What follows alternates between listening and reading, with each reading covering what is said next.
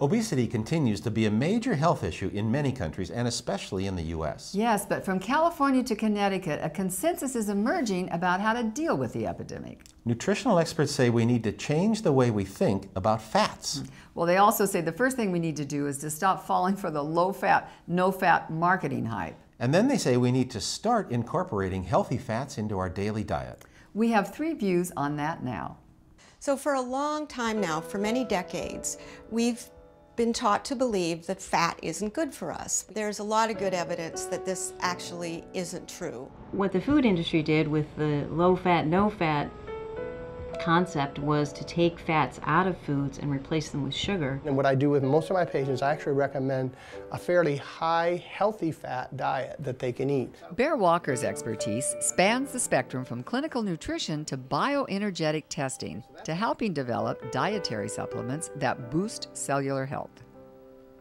Dr. Deanna Sharone is a physician in West Hartford, Connecticut, who practices functional medicine, which views true health as much more than just the absence of disease. Hi, Aiden. Dr. Lindy Woodard is a pediatrician in the San Francisco area who so effectively uses natural health techniques that she rarely writes a pharmaceutical prescription. All 3 of these healers have made nutrition the central component of their practices, and all 3 agree that it's essential to avoid low-fat, no-fat, fake food, and instead adopt a diet rich in healthy fats. This terrible increase of obesity has come over the last 10 years where we've heard preached across the board the importance of non-fat, low-fat, don't eat fat, don't touch, anything like that. Our children are getting way too many carbohydrate and sugar. Carbohydrate and sugar, as far as I'm concerned, is the reason for the obesity epidemic in the United States. I tell my patients that our brains are more than 50% fat. Every nerve in our body has a sheath called myelin, which is made of fat. And every cell, which we have trillions of, has a phospholipid, lipid meaning fat, membrane. So we need to eat healthy fats in order to have all of those structures be healthy. Children are growing at a very rapid rate. Their brains are growing, their bodies are growing.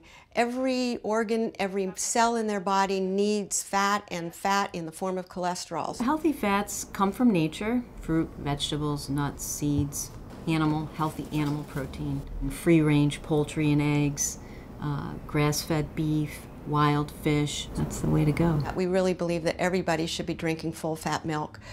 When you take the fat out of the milk and turn it into skim milk, what you're filling the difference with is carbohydrate and water. So the full-fat milk provides the fat that's needed for brain growth and development and every other organ in our body, and skim milk really just gives us sugar.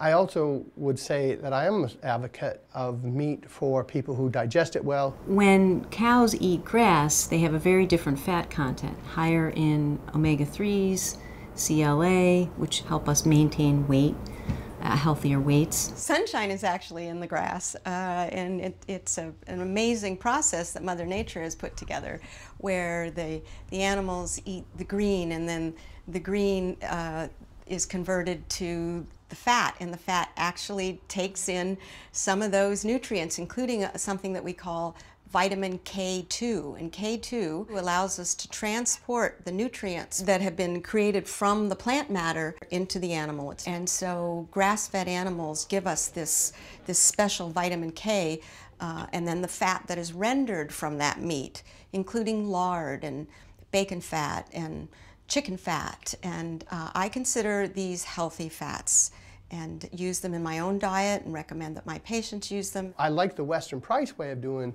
meat, so that would be high quality grass-fed meats or free-range chicken or free-range turkey. They also are strong on using fermented food with that, like kimchi or sauerkraut or ginger or pickled beets or one of those, because that helps in the whole digestive process. I think there are many issues that contribute to obesity in this country, but I think the most important one is eating foods that are processed, that are not coming straight from Mother Earth, mostly in unadulterated form. We really want to be eating whole food, real food that comes from nature. So these are all healthier, real foods that are going to improve our health.